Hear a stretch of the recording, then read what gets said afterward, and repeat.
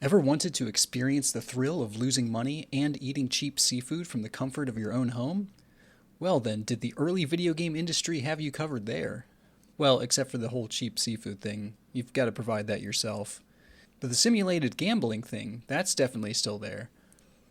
In the late 70s, the home console market was just starting to take off, and programmers had extremely limited hardware to work with.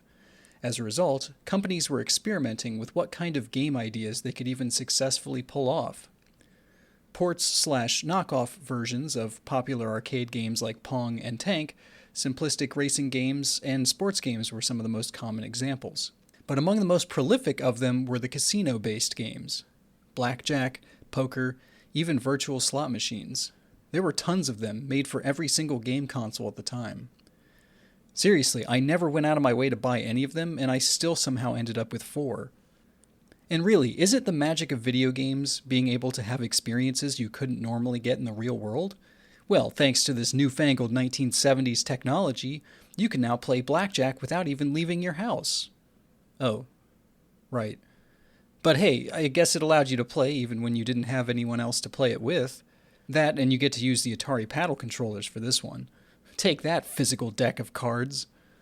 The first attempt was actually with Fairchild's third video cart, Blackjack, but unfortunately I don't own a Channel F, so I can't really talk about that one. This was followed up a year later in 1977 with Atari's own game, also given the very original name of Blackjack, and it helped flesh out an already fairly diverse launch lineup with a gambling game. It was created by Atari legend Bob Whitehead, and was originally planned to have multiple casino titles included instead of just blackjack. Apparently, these cuts were made due to time pressure of needing to have the game finished and out the door alongside the Atari VCS. Whitehead had already worked on and finished another launch game, Starship, before starting blackjack, so that does make sense. As far as what other games were planned, well, we'll get the answer to that question a bit later in the video. In blackjack, you start with 200 chips that you're able to bet. You use the paddle controller knob to select the number of chips you want to gamble, and then you press the button to confirm it. You can only bet up to 25 chips at once, though. At first I wasn't sure why there was such a limit to begin with, but after consulting the manual, it seems that the top score you can earn is only 1,000 chips, so I guess they didn't want you to get close to that number too quickly. Following the basic rules of blackjack, then, your goal is to get your hand of cards to add up as close to 21 as possible without going over. The numerical cards are worth their printed value, face cards are worth 10, and an ace can either function as a 1 or 11, depending on what's more beneficial for you at the moment.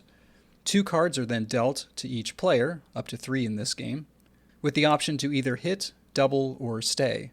Hit means being dealt an additional card, and you can keep hitting until your hand goes over 21, in which case it's a bust. Selecting double will let you double your bet and draw another card. Choosing stay means you accept your current hand and you now watch as the CPU dealer begins drawing cards until they either beat the hands of every participating player or go over 21 themselves. If the latter occurs, you win the round and collect your winnings. An altogether simple enough version of blackjack, though even in my short play session with it, I couldn't shake the feeling that the computer was cheating. Ooh, a 20. I think I'll stay. Okay, a 9 and an ace, so also 20. What? How did I lose? Okay, 7 and 2, so I'll hit. Okay, hit again. 19. Okay, I'm feeling pretty good about that. Seriously?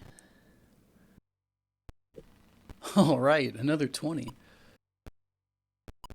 Oh, what the heck? A 20 and it's starting with an 8. I'd like to see you try and beat that, Atari. Oh, come on! That's it, I'm moving on. Next up we have Las Vegas Blackjack for the Magnavox Odyssey 2. This one doesn't use the controllers at all. Instead, this is one of the few non-educational games that makes use of the built-in keyboard. You can play the game single player, or with up to 2 players, and each player will start with $1,000 to try and lose. Each round begins with a betting screen that allows you to place bets by typing the number up to the amount that you currently have in your wallet, either more or less than the starting 1,000 depending on if you won or lost the last round. After the bets are placed, it moves on to the cards. The rest of the game from here is basically just blackjack, only this time you use the yes or no keys to decide if you want to hit or stay. Yeah, I think I'll go ahead and hit nope. Okay, cool. Didn't want to win anyway. Okay, let's make this more exciting. I'm going all in now. All 800 big ones on the line. Heck yeah, 20. Beat that. Alright, I'm just going to hit no to stay and... Wait, what? Oh crap, I just hit yes instead. Moving on to 1979, we have Atari's Casino. This was Bob Whitehead's follow-up to Blackjack, and here he was given the time to add in the other casino games he originally wanted to include. This one not only brings back Blackjack, but also adds in Stud Poker and Poker Solitaire. The strangest thing, though, is that Atari continued to sell 1977's Blackjack alongside this game for years to come. I mean, if you really wanted to play some Blackjack on your TV, why not get this one that comes with other games as well for a presumably similar price? Well, the Blackjack mode is pretty much the same as the 1977 game, but with an orange and brown background and sans cheating CPU, thankfully. It once again uses the paddle controllers instead of the traditional joystick controllers. I'm a big fan of the paddles, so this is normally a plus for me. In this case, though, I kept finding myself either overshooting or undershooting the option I wanted, something that probably wouldn't have been an issue with the joystick. I was curious as to why they decided to go with this control option, so I did a bit of research and found that the only real reason is that Whitehead felt that there weren't enough games that used the controller, at least early on. In other words, there is no good reason. Other than that, there's not too much else to say about it at this point that I haven't already talked about in the previous Atari game. The new addition here is Stud Poker, in this case 5-card stud. I'll be honest, I had to look up the rules for this one to make sure I remembered how to even play it, but I'm just glad it's not more blackjack. The goal is to have the best hand of cards among the other players, or just the house if you're playing solo.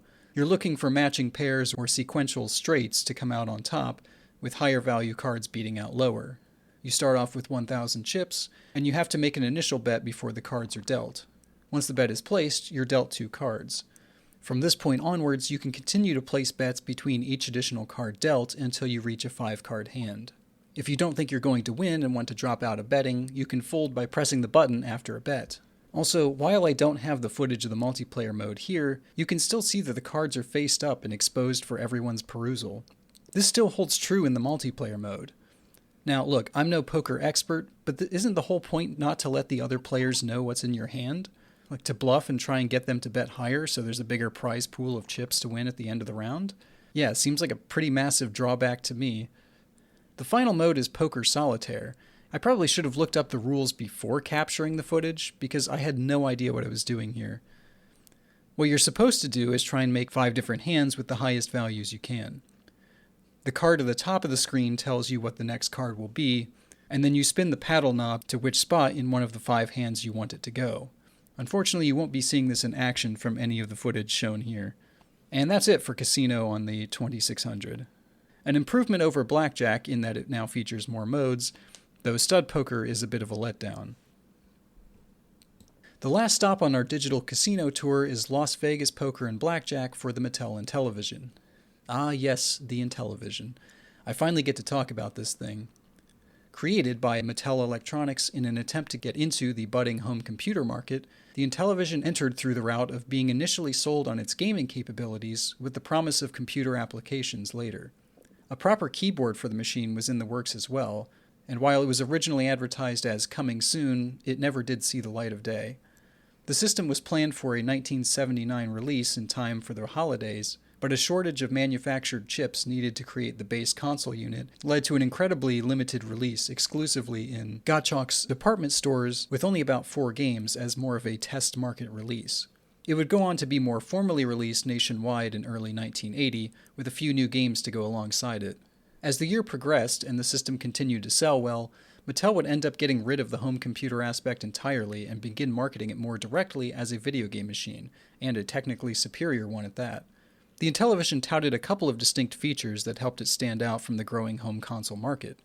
For one, the graphics and sound are a good bit better than its competition, a fact that would quickly make its way into their marketing in 1980. The other key feature is the built-in numeric keypads on the controllers. They may look like some weird old radio handset, but these things are actually video game controllers. The keypads allowed developers to use them however they wanted. Select game types and difficulties, reset the game without having to touch the console, perform in-game actions, and in some cases even let you pause the game. They also included these neat overlays to show you what keys perform what functions, as well as making the controller look like a part of the game you are currently playing. Finding sellers online that still have the overlays can be a bit difficult, but they're pretty fun, and sometimes mandatory, to play around with. So while the controllers may seem like they'd be one of the main selling points, they were, in reality, the system's biggest drawback. These things are the absolute worst video game controllers I've ever had the misfortune of using. The direction pad is mushy and feels awful to use. The buttons are tiny and sharp and force me to switch out which thumb or finger I'm currently using to avoid causing pain. They're located in these indented sections, which makes sense, but the top section isn't, so your thumb or finger gets stuck sometimes on this lip, and you have to roll them downward. The form factor doesn't even feel like it was designed for human hands, and oh my gosh, that keypad is just... Okay, I've got to stop the rant so that I can keep on topic. As I was saying, the controllers themselves are easily the worst part of the Intellivision experience, and they're hardwired to the console, meaning that they can't be replaced if one of them breaks, and no aftermarket alternatives. If you want to play Intellivision, you have to use these controllers. That said, the next game I'm about to cover is one of the few to make good use of them, so enough of the negatives. Let's take a look at the game and see what all that extra horsepower under the hood can do for poker and blackjack. Okay, wow, I'm actually impressed. Not by the sound effects, but the graphics. There's an animated dealer, a card dealing animation, actual back textures to the cards, and even legible card symbols. I genuinely wasn't expecting this much of a visual upgrade. You start by selecting an amount for the wallets of any participating players, and you type it in on the keypad to do so. For some reason, it didn't like numbers that ended in a 0, even though it says you can do that in the manual. This step did confuse me initially, since you have to perform this step before even picking which game you want to play. With your wallet filled, you can then use the keypad overlay to select a game. I'll start with blackjack. The gameplay is basically the same as the other games, but the big difference here is the control scheme being used. Bets, hits, stands, doubles, and even the option to clear your current bet are all called via the keypad overlay. For this reason, Las Vegas Poker and Blackjack might just be one of the best controlling games I've played on the Intellivision, which is pretty sad, honestly. The one thing I wasn't as fond of was having to press the 6 key for same game. After one round, the game just ends, and you begin again unless you remember to press the 6 button every time. It's not a big deal, and this game is certainly still my favorite way to play video game blackjack, but it seems like it should have been the opposite. Like pressing 6 at the end of the round to reset the game instead of just continuing. The game also features 5-card and 7-card stud poker. Not much else to say about this one, it's just stud poker with better graphics. The final mode included is 5-card draw, which I think is the most fun version of poker here. This is mainly due to being able to discard some of your current hand for a chance at some better cards. This is done by pressing the numerical keys representing each card. Pressing 1, for example, discards the leftmost card, and pressing 5 the rightmost. It's still down to complete luck, but it feels like there's at least a bit more player agency. One of the biggest improvements is that your cards appear face down on the screen and can only be checked by pushing a direction on the D disc. Now, you still have to tell your friend to look away when you do this, so the effectiveness of this mechanic is fully dependent on the integrity of said friend, and your mileage may vary as a result. Still, it's better than nothing. I wasn't exactly looking forward to trying any of these games out. Some of these I've even had since I was a kid and was never interested enough to even see if they worked, but I actually had a bit of fun messing around with them. I think the Intellivision and Odyssey 2 games were my favorite, mainly because they both have keyboard/keypad control schemes that just fit these types of games better. As much as I love the paddle controllers, their inclusion here feels off.